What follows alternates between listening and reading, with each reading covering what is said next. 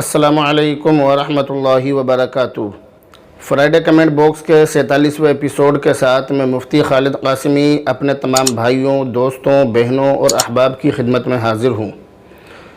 عید الاضحیٰ کا چاند نظر آ چکا ہے، چاند دیکھ چکا ہے اور تمام مسلمان عید الاضحیٰ کی تیاری میں لگ چکے ہیں۔ قربانی کی تیاریوں میں لوگ مصروف ہو چکے ہیں اور عید الاضحیٰ کا چاند دیکھنے کے بعد سے ہی لوگ مسلسل عید الاضحیٰ کے بارے میں، قربانی کے بارے میں اور اس طرح کی چیزوں کے بارے میں بہت زیادہ سوال کر رہے ہیں۔ تو آج کا جو فرائیڈے کمنٹ باکس ہے، اس میں عام طور سے وہی سوال شامل کیے گئے ہیں جو عید الاضحیٰ کے متعلق ہیں، عید الاضحیٰ کے متعلق ہیں، قربانی کے بارے میں ہیں اور ان تمام چیزوں کے بارے میں ہیں۔ تو عموماً انہی مسائل کو شامل کیا گیا ہے، کوشش یہی کی گئی ہے۔ تو بہرحال پہلا سوال یہ لیا جاتا ہے مولانا سعد صاحب کی طرف سے۔ یہ کہہ رہے ہیں مفتی صاحب السلام علیکم ورحمۃ اللہ وبرکاتہ۔ وعلیکم السلام ورحمۃ اللہ وبرکاتہ۔ یہ کہہ رہے ہیں کہ ہمارے پاس ایک چھوٹا قربانی کا جانور ہے، لیکن کمزوری کی وجہ سے وہ چھوٹا معلوم ہوتا ہے، حالانکہ اس کی عمر پوری ہے، لہذا ہم اس کو بیچ کر کسی بڑے میں حصہ لیں یا اس کو بیچ کر مدرسے میں اس کی رقم دے دیں تو کوئی حرج تو نہیں ہے؟ آپ نے جو سوال کیا ہے کہ ہم قربانی کا جانور بیچ کر اس کی رقم سے دوسرا جانور خریدنا چاہتے ہیں یا اس کی رقم مدرسے میں دینا چاہتے ہیں تو یہ جائز ہے یا نہیں؟ تو اس کا جواب یہ ہے کہ اگر آپ نے اس جانور کو نظر کے ذریعے سے اپنے اوپر واجب اور لازم نہیں کیا ہے تو آپ اس کو بیچ کر اس کی رقم سے دوسرا جانور خرید سکتے ہیں یا بڑے جانور میں حصہ بھی لے سکتے ہیں۔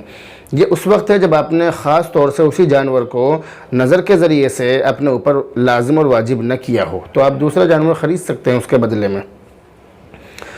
لیکن رہا مسئلہ کہ اس کی رقم مدرسے میں دینا، جیسے کہ آپ نے ذکر کیا ہے کہ ہم اس کو بیچ کر مدرسے میں اس کی رقم دے دیں، تو مدرسے میں اس کی رقم دینا یہ جائز نہیں ہوگا۔ قربانی کے دنوں میں قربانی کی قیمت صدقہ کرنا یہ جائز نہیں ہے، بلکہ قربانی ہی کی جائے گی۔ ہاں، دن نکلنے کے بعد پھر اس رقم کو صدقہ کیا جائے گا۔ اگر کسی مجبوری کی وجہ سے قربانی نہ کر سکیں تو اس رقم کو پھر صدقہ کیا جائے گا۔ اگلا سوال ہے محمد صادق گجرات کی طرف سے۔ یہ کہہ رہے ہیں السلام علیکم۔ وعلیکم السلام۔ مفتی صاحب آپ بہت اچھے سے مسئلہ بتاتے ہیں، اللہ آپ کے علم میں، عمر میں، رزق میں، علم عمل میں برکت عطا فرمائے، آمین ثم آمین۔ میرا نام صادق ہے، میرے لیے دعا کریں، اللہ مجھ کو جلدی عافیت کے ساتھ حافظ بنا دے۔ آپ نے مجھے بہت ساری دعائیں دی ہیں، میری دعا ہے کہ اللہ تعالیٰ آپ کی تمام دعاؤں کو قبول فرمائے، اللہ تعالیٰ آپ کو حافظ بنائے اور عالم بعمل بنائے۔ اب یہ اگلا سوال یہ انہوں نے ہی سوال کیا ہے، یہ محمد صادق صاحب نے، کہ مفتی صاحب عرفہ کے روزے کا کتنا ثواب ہے؟ عرفہ جو عید الاضحیٰ سے پہلا دن ہے، یعنی کل عید الاضحیٰ ہے مثال کے طور پہ، تو ایک دن پہلا جو آج کا دن، تو اس دن روزہ رکھنے کی جو فضیلت ہے اور جو ثواب ہے وہ یہ ہے کہ پچھلے اور آئندہ 1 سال کے گناہ اس سے معاف ہو جاتے ہیں۔ یہ چیز میں نے ویڈیو کلپ میں بتلا دی تھی، آپ اس ویڈیو کو دیکھ سکتے ہیں۔ اگلا سوال ہے محمد ساحل گلزار احمد صاحب کی طرف سے۔ یہ کہہ رہے ہیں السلام علیکم مفتی صاحب۔ وعلیکم السلام۔ مفتی صاحب میرے سوالوں کا جواب فرائیڈے کمنٹ باکس میں دیں، بڑی مہربانی ہوگی۔ جی بالکل، آپ کے سوال کا جواب دیا جا رہا ہے اور آپ کی فرمائش کی وجہ سے آپ کے سوال کا جواب فرائیڈے کمنٹ باکس میں دیا جا رہا ہے، ورنہ اس مرتبہ ارادہ یہی تھا کہ صرف عید الاضحیٰ قربانی کے متعلق ہی مسائل شامل کیے جائیں۔ تو انہوں نے پہلا سوال کیا ہے کہ کھانا کھاتے وقت سلام کرنا چاہیے یا نہیں، یا پھر لینا چاہیے یا نہیں، دوسرا شخص کرے تو۔ کھانا کھاتے وقت سلام کرنا یا سلام کا جواب دینا یہ منع ہے، نہ سلام بھی نہیں کرنا چاہیے، جواب بھی نہیں دینا چاہیے۔ اگر کوئی سلام کرے تو اس کا جواب دینا ضروری نہیں ہے۔ ابھی دوسرا سوال انہوں نے کیا ہے کہ اگر کوئی شخص اپنی سالی سے زنا کر لے تو کیا اس کی بیوی نکاح سے باہر ہو جائے گی؟ اس کے بارے میں اب سے تقریباً 9 مہینے پہلے ویڈیو اپلوڈ کر چکا ہوں، لیکن آپ نے جو سوال کیا ہے اس کا جواب آپ کو مختصر طور پر دیا جا رہا ہے، ویسے آپ اس ویڈیو کے اندر تمام باتیں دیکھ سکتے ہیں۔ سالی سے زنا کرنا یہ حرام ہے مگر بیوی نکاح سے باہر نہیں ہوگی۔ ہاں، سالی کو ایک حیض آنے تک بیوی سے صحبت کرنا یہ شوہر کے لیے جائز نہیں ہے۔ جو لوگ یہ کہتے ہیں کہ سالی سے صحبت کرنے سے بیوی نکاح سے باہر ہو جاتی ہے وہ غلط کہتے ہیں، ایسا نہیں ہے۔ اب یہ تیسرا سوال انہوں نے کیا ہے کہ فجر کی نماز پڑھ کر سو جانا کیسا ہے، کہ اس سے یادداشت کم ہو جاتی ہے؟ فجر کی نماز پڑھ کر سونا کیسا ہے؟ تو اس کے بارے میں مستحب تو یہ ہے کہ صبح صادق یعنی فجر کا وقت داخل ہونے سے لے کر سورج طلوع ہونے تک اللہ کا ذکر کیا جائے، آدمی جاگتا رہے، تسبیحات پڑھے، قرآن کریم پڑھے، کچھ نہ کچھ पढ़ाई करता रहे, वजीफ़ा करता रहे और इस बात की पूरी कोशिश करे कि आदमी फजर के बाद में ना सोए। लेकिन अगर कोई मजबूरी हो, जैसा कि आम तौर से आदमी रात में आराम न कर सके, रात में न सो सके, या कोई परेशानी है, बीमारी है, मजबूरी है, थकन है, तो फिर आदमी सो भी सकता है, यानी सोना चाहे तो सो सकता है, कोई मजबूरी है तो। अगला सवाल हाफिज़ तबारक रहमानी की तरफ से, ये कह रहे हैं अस्सलामु अलैकुम व रहमतुल्लाहि व बरकातुहू। वालेकुम अस्सलाम व रहमतुल्लाहि व बरकातुहू। मुफ्ती साहब, कुर्बानी के लिए बकरा वज़न करके ले सकते हैं या नहीं? कुर्बानी के लिए बकरा वज़न करके लेना कैसा है, ये इन्होंने सवाल किया है। तो इसका जवाब ये है कि कुर्बानी के लिए जानवर को वज़न करके ख़रीदना और बेचना ये शरअन जायज़ है, लेकिन शर्त यह है कि जानवर फ़ी किलो के हिसाब से रेट तय कर लिया गया हो, ये शर्त है। और जानवर का वज़न करने के बाद उसकी कीमत भी तय कर ली गई हो।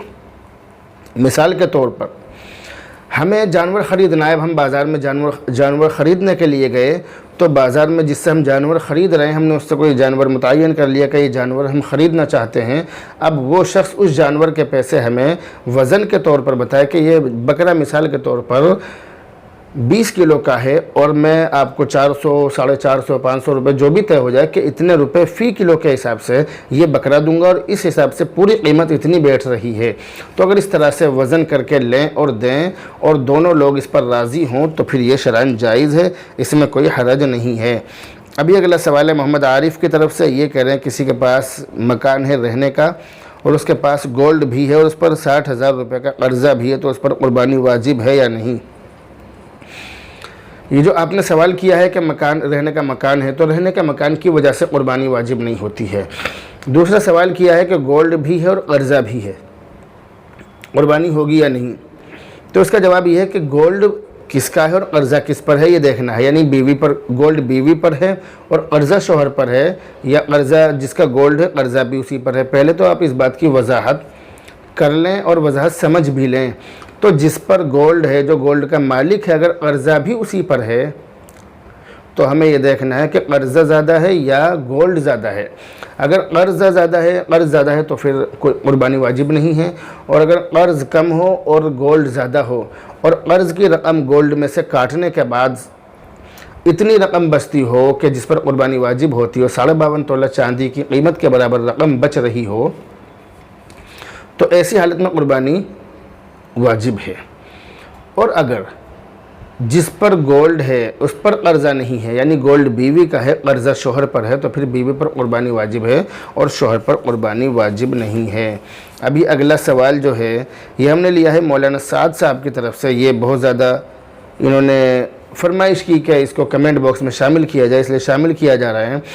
ये कह रहे हैं कि शोहर ने फ़ोन पर अपनी बीवी को तलाक दे दी। शोहर कह रहा है कि मैंने एक तलाक दी है, जबकि बीवी और बीवी की माँ 3 तलाक का बोल रही है कि शोहर ने 3 तलाक दी है, ऐसी सूरत में तलाक होगी या नहीं?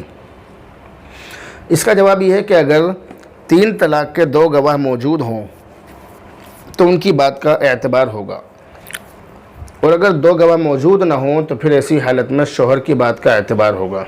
और ये मसला, इसके अंदर और भी तफसील है, आप उसको देख सकते हैं, आप मुझसे मालूम कर सकते हैं, बाद में तसल्ली से आप मालूम कर सकते हैं।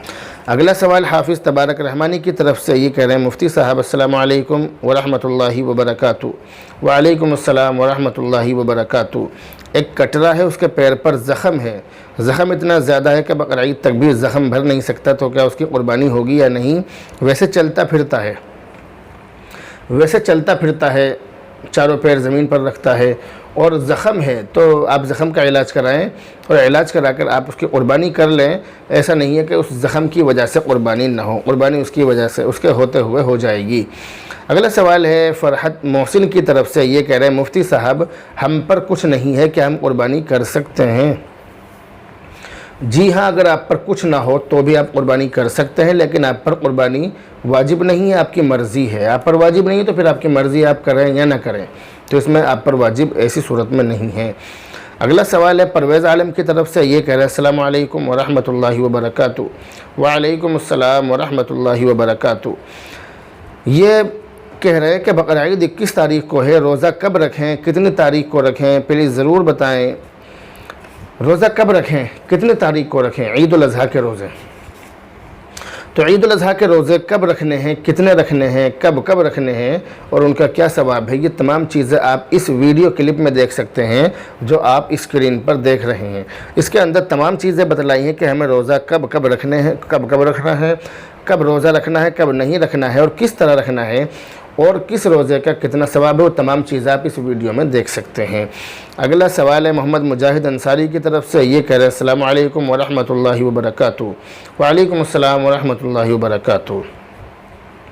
کہہ رہے ہیں کہ مفتی صاحب ہمارے گھر پر قربانی ہوتی ہے اور ہمارے قریب میں ایک مدرسہ ہے، اگر اس مدرسے سے ہمیں گوشت ملتا ہے تو اگر ہم وہ گوشت لے لیں تو ہمارے گھر کی قربانی جائز ہے یا نہیں، قربانی مانی جائے گی یا نہیں، اور گوشت لینا یہ جائز ہے یا نہیں؟ آپ کے لیے مدرسے سے گوشت لینا، قربانی کا گوشت لینا یہ بھی جائز ہے اور آپ کے لیے آپ جو قربانی کر رہے ہیں وہ بھی جائز ہے، قربانی ہو جائے گی۔ اگلا سوال ہے پٹھان الیاس کی طرف سے، یہ کہہ رہے ہیں السلام علیکم مفتی صاحب۔ وعلیکم السلام۔ عید الاضحیٰ کی نماز کتنے رکعت ادا کرنی ہے، اس کی نیت کیسے کریں؟ عید الاضحیٰ کی نماز کیسے ادا کریں، کیسے پڑھیں، اس کا مکمل طریقہ آپ اس ویڈیو میں دیکھ سکتے ہیں جو آپ اسکرین پر دیکھ رہے ہیں۔ یہ اگلا سوال ہے، یہ بھی پٹھان الیاس کی طرف سے ہی ہے، یہ کہہ رہے ہیں السلام علیکم۔ وعلیکم السلام۔ مفتی صاحب قربانی کے جانور کی کھال مدرسے میں دینا کیسا ہے؟ قربانی کے جانور کی کھال مدرسے میں دینا جائز ہے، دے سکتے ہیں، کوئی حرج نہیں ہے۔ اب یہ مولانا سلیم صاحب مہاراشٹر سے انہوں نے یہ سوال بھیجے ہیں تو ان کا جواب دیا جا رہا ہے، یہ کہہ رہے ہیں السلام علیکم ورحمۃ اللہ وبرکاتہ۔ وعلیکم السلام ورحمۃ اللہ وبرکاتہ۔ مفتی صاحب آپ میرے سوالوں سے پریشان نہ ہوں، مجھے جمعہ کے بیان میں بہت سارے مسائل لوگوں کو بتانے ہیں، اس لیے میں اور بھی سوالات بھیجنے والا ہوں۔ آپ کو جس صورت میں سوالات کی سہولت ہو میں اسی طریقے سے سوال بھیجوں گا انشاءاللہ۔ آپ میرے سوالوں سے پریشان نہ ہوں، میں آپ کے سوالوں سے پریشان نہیں ہوں، بلکہ میں کسی کے بھی سوالوں سے پریشان نہیں ہوتا ہوں، کیونکہ میرا کام سوالوں کا جواب دینا ہے، اس لیے پریشانی کی کوئی بات نہیں ہے۔ اور اگر دیکھا جائے تو یہ آپ کا میرے اوپر احسان ہے کہ آپ مجھ سے دین کی باتیں معلوم کر رہے ہیں، کیونکہ میری کوشش ہوتی ہے کہ دین کی باتیں لوگوں تک جیسے بھی ہو سکے پہنچائی جائیں، تو آپ مجھ سے سوال کر رہے ہیں، آپ کا احسان ہے۔ آپ نے کہا کہ جس صورت میں سوالات کی سہولت ہو اسی طریقے سے سوال بھیجوں گا۔ آپ جس طرح سے بھیج رہے ہیں بھیجتے رہیں، بہت اچھے طریقے سے آپ سوال بھیج رہے ہیں۔ تو یہ سوال آپ کو جمعہ کی نماز میں لوگوں کو یہ مسائل بتانے ہیں۔ الحمدللہ مجھے بہت خوشی ہوئی کہ آپ مسجد کے امام ہیں، آپ بہت دنوں سے سوال کر رہے تھے لیکن مجھے اندازہ نہیں تھا کہ آپ میرے بڑے ہیں، آپ اتنی بڑی شخصیت ہیں اور آپ مسجد کے امام ہیں، مجھے اس کا اندازہ نہیں تھا۔ میں اس کے لیے آپ سے معذرت خواہ ہوں، اس لیے آپ نے جو سوال کیے ہیں میں ان کا جواب دینے جا رہا ہوں۔ پہلا سوال کیا ہے کہ مفتی صاحب اگر کسی کا کاروبار حرام کمائی کا ہو اور وہ قربانی کرے تو اس قربانی کا کیا حکم ہے اور ان کے گھر سے آیا ہوا گوشت کھانا ہے یا نہیں؟ آپ کے سوال کا جواب یہ ہے کہ اگر کسی کے پاس صرف حرام مال ہے یا اس کی غالب آمدنی حرام ہے تو اس کی قربانی درست نہیں ہے، کیونکہ اللہ تعالیٰ پاک ہیں، پاکی کو پسند کرتے ہیں، پاک مال کو قبول کرتے ہیں اور پاک اور صحیح اور حلال مال میں سے ہی عبادت اور صدقہ وغیرہ قبول کرتے ہیں۔ اور اگر اس شخص کے پاس صرف حرام مال ہی ہو تو اس حرام مال پر قربانی واجب نہیں ہوگی، لیکن اگر اس شخص کے پاس حلال مال نصاب کی بقدر ہو تو پھر اس پر اس حلال مال کی وجہ سے قربانی واجب ہو جائے گی۔ یہاں پر یہ مسئلہ بھی سمجھ لیجئے کہ حرام مال پر قربانی واجب کیوں نہیں ہوتی ہے، تو اس کا جواب یہ ہے کہ مال پر صاحب قبضے کی ملکیت ثابت نہیں ہے، اس لیے اس پر قربانی واجب نہیں ہے، یعنی جس کے قبضے میں وہ مال ہے وہ اس کا مالک نہیں ہے حرام مال کا، اس لیے قربانی واجب نہیں ہے۔ دوسرا سوال کیا ہے کہ مفتی صاحب قصاب لوگ یعنی جو جانوروں کو کاٹتے ہیں، قصائی لوگ جو ہوتے ہیں، وہ جانور ذبح ہونے کے بعد گلے کے اور اندر تک چھری مارتے ہیں تاکہ جانور جلدی ٹھنڈا ہو جائے، یہ عمل کیسا ہے، مکروہ ہے یا ناجائز یا درست ہے، چھری مار سکتے ہیں یا نہیں؟ قصائی لوگوں کا جو عمل آپ نے ذکر کیا ہے کہ اس کو ٹھنڈا کرنے کے لیے وہ گلے کے اندر تک چھری مارتے ہیں، چھری اندر تک چلاتے ہیں اور پورا زور لگا دیتے ہیں، تو یہ عمل مکروہ ہے۔ تیسرا سوال کیا ہے کیا غیر مسلم کو قربانی کا گوشت دے سکتے ہیں؟ جی ہاں، غیر مسلم کو قربانی کا گوشت دے سکتے ہیں، بالکل جائز ہے۔ اب یہ سوال نمبر 4 انہوں نے کیا ہے حضرت نے کہ ہر مہینے کا نیا چاند دیکھنے کے بعد دعا کب تک پڑھ سکتے ہیں؟ 8-10 دن کے بعد خیال آیا تو کیا بہتر ہے کہ دعا پڑھ لے یا نہیں؟ جواب عنایت فرمائیں۔ چاند دیکھنے کی دعا کا اصل وقت تو یہی ہے کہ چاند دیکھتے ہی فوراً پڑھ لی جائے۔ اس کے اندر یہ نہیں ہے کہ بھئی 8-10 دن بعد دعا پڑھیں، یہ طریقہ ٹھیک نہیں ہے۔ بہتر طریقہ یہی ہے کہ چاند دیکھتے ہی فوراً دعا پڑھ لیں۔ 5واں سوال کیا ہے حضرت نے کہ مفتی صاحب قربانی کے 7 حصوں میں 7 لوگوں کی قربانی کی نیت ہونا ضروری ہے۔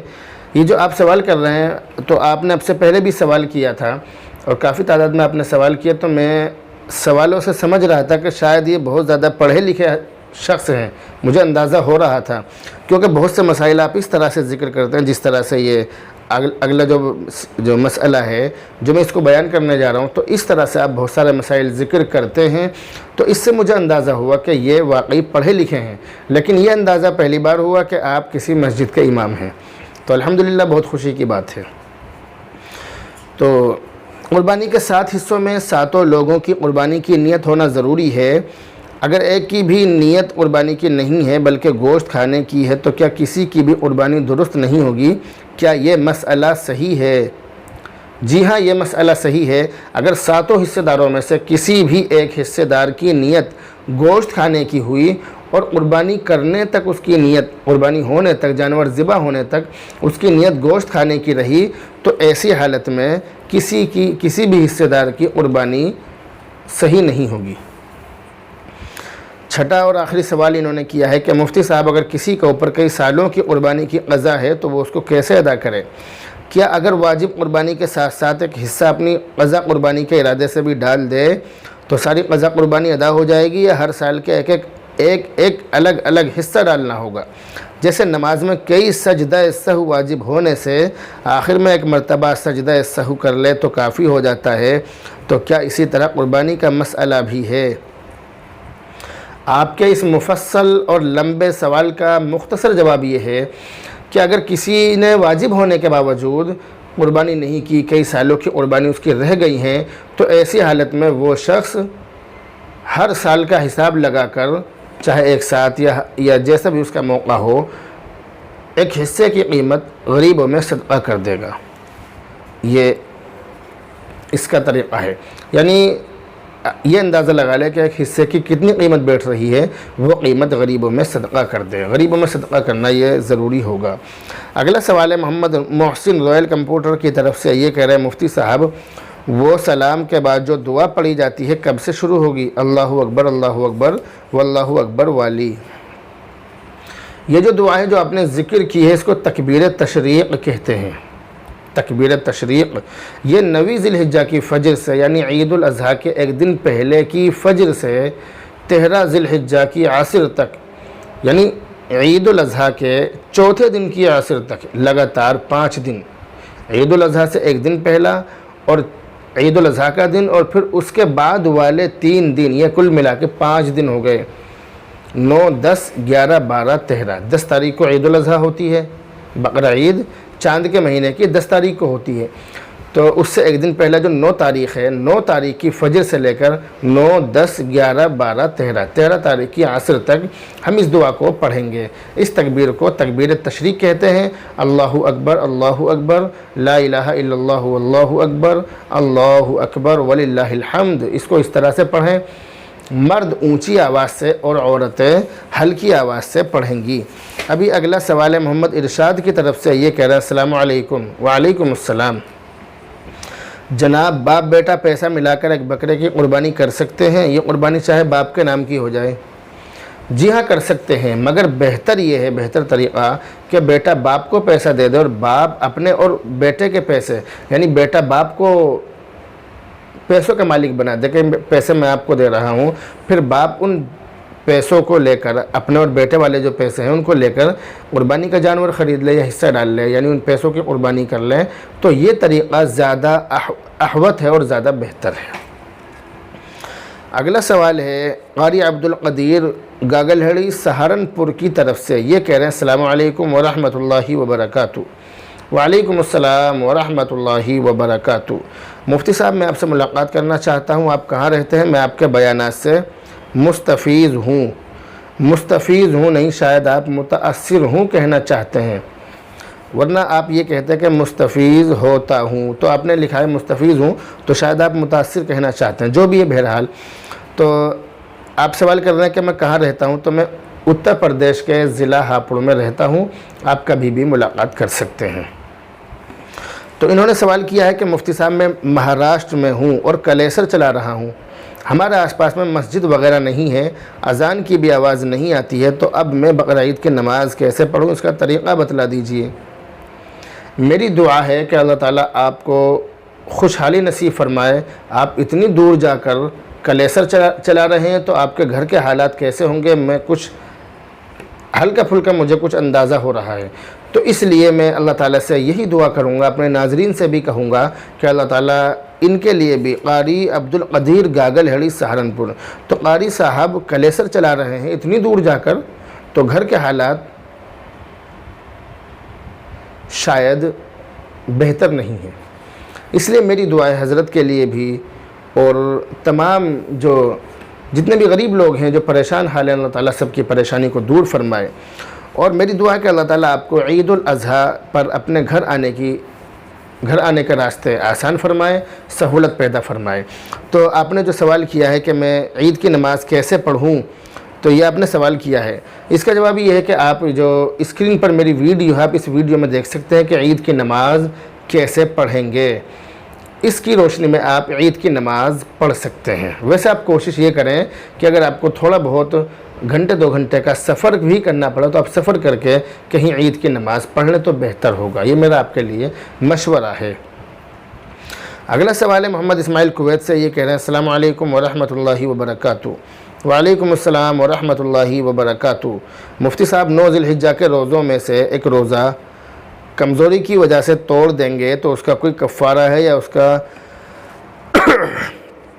دوسرا روزہ رکھنا پڑے گا؟ ذرا اس کا جواب دیجئے مفتی صاحب، جزاک اللہ خیرہ۔ جی بالکل، ذرا اس کا جواب دیجئے، آپ کے سوال کا جواب دیا جا رہا ہے۔ تو آپ کے سوال کا جواب یہ ہے کہ ذی الحجہ کا ایک روزہ اگر کسی نے توڑ دیا کمزوری کی وجہ سے یا کیسے بھی، تو ایک روزہ توڑنے کے بدلے اس کو ایک روزہ ہی رکھنا پڑے گا۔ اگلا اور آخری سوال عادل اقبال کی طرف سے، انہوں نے یہ میسیج بھیجا ہے اور یہ میسیج بہت زیادہ وائرل ہو رہا ہے۔ تو انہوں نے اس کی حقیقت معلوم کی ہے کہ اس کی کیا حقیقت ہے اور اس کے بارے میں بتلائیے۔ تو یہ جو انہوں نے میسیج وائرل جو ہو رہا ہے، جو انہوں نے میرے پاس بھی سینڈ کیا ہے، یہ من گھڑت ہے، اس کی کوئی حقیقت نہیں ہے۔ یہ من گھڑت ہے، اس طرح کی باتوں سے اور اس طرح کی افواہوں سے پھیلانے سے بھی اور ان کا شکار ہونے سے بھی ہمیں بچنا چاہیے۔ تو بہرحال یہ تھے اس ہفتے آئے ہوئے بہت سارے سوالوں میں سے کچھ سوالوں کے جواب۔ سوال کافی تعداد میں آئے ہیں، بھی میرے سامنے یہ سوال رکھے ہوئے ہیں، اور عید الاضحیٰ کے بارے میں، قربانی کے بارے میں بھی بہت سارے سوال ہیں، لیکن تمام سوالوں کا جواب دینا بہت مشکل ہے۔ اس لیے میں روزانہ وقتاً فوقتاً آپ کو جواب دے رہا ہوں۔ آپ اپنے جو میں ویڈیو اپلوڈ کرتا ہوں، جو میں جواب دیتا ہوں، آپ ان میں اپنے سوالوں کے جواب سن سکتے ہیں، وہ آپ کے سوالوں کے جواب ہی ہوتے ہیں۔ تو جن لوگوں کے سوالوں کے جواب میں نے اس میں دے دیے بہت اچھی بات ہے، مگر جن کے سوالوں کے جواب نہیں آ پائے وہ ہرگز ناراض اور مایوس نہ ہوں، بلکہ اپنے جو جواب ہیں ان کا انتظار کریں۔